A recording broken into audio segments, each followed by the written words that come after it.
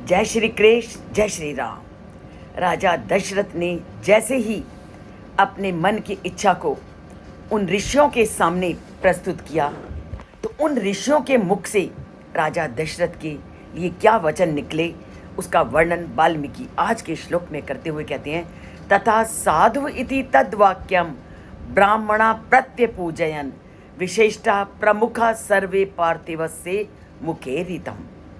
जैसे ही राजा दशरथ के मुख से निकला कि मैं अपने वंश की वृद्धि के लिए पुत्रेष्ठ यज्ञ करना चाहता हूँ, और इस अपनी इच्छा को जब उन्होंने बुलाए गए ब्राह्मणों, ऋषियों और श्रेष्ठ लोगों के सामने रखा, तो श्रेष्ठ लोगों के मन में और खासकर विशिष्ट जैसी प्रमुख ऋषियों के मुख से क्या शब्द निकले, साधु साधु इति, कि तुम्हारा ये जो विचार है कि मैं वंश की वृद्धि के लिए पुत्रेष्टि यज्ञ करूंगा, तुम्हारा ये विचार, तुम्हारी ये सोच बहुत ही उत्तम है।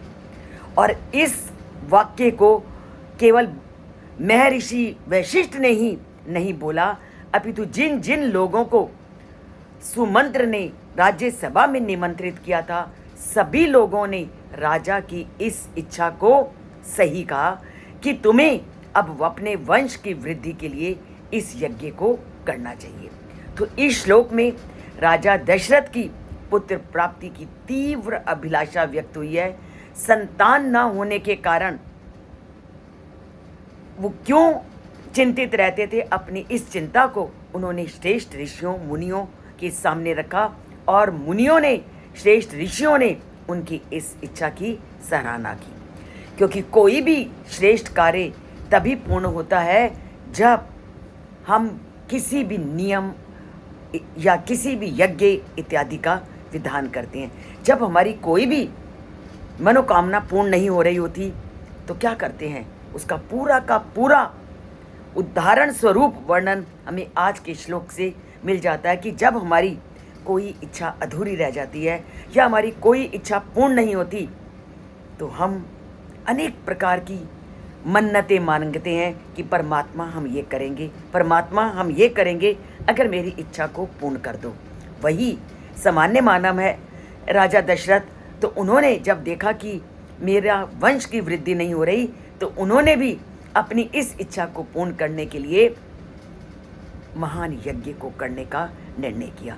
क्योंकि ऐसे हमारे ग्रंथों में, हमारे शास्त्रों में विधान है कि अगर आपकी कोई इच्छा पूर्ण नहीं हो रही, अगर आप इन धर्म अनुकूल क्रियाओं को करोगे, तो ईश्वर आपकी अवश्य ही उस मनोकामना को पूर्ण करेगा।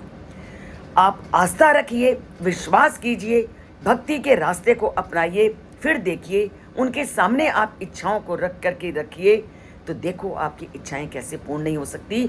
100% ये सत्य है कि अगर भक्ति, श्रद्धा और विश्वास है, और जिस विश्वास और भक्ति और श्रद्धा से आप काम करोगे, वो कार्य अवश्य ही फलीभूत होगा। ये वाल्मीकि के इस श्लोक ने आज पूरी तरह से स्पष्ट किया है। इन बातों को जानिए, इस चैनल से जुड़िए, परमात्मा से नाता जोड़िए और जन जन तक रामायण की कथा को पहुंचाइए। अगर आपने अभी तक चैनल को सब्सक्राइब नहीं किया तो सब्सक्राइब कीजिए। सब्सक्राइब एक बार करके उसको नहीं छूना, लाइक करना है, जो हम नहीं छूते। छुओगे तो तभी तो रामायण को जन जन तक पहुंचाओगे और उसके अंदर के एक गूढ़ रहस्यों से अपना नाता जोड़ोगे। तो वाल्मीकि के रामायण के गूढ़ रहस्यों को जानते हैं और उनसे पूरी तरह जुड़ते हैं इस चैनल के साथ जुड़ करके।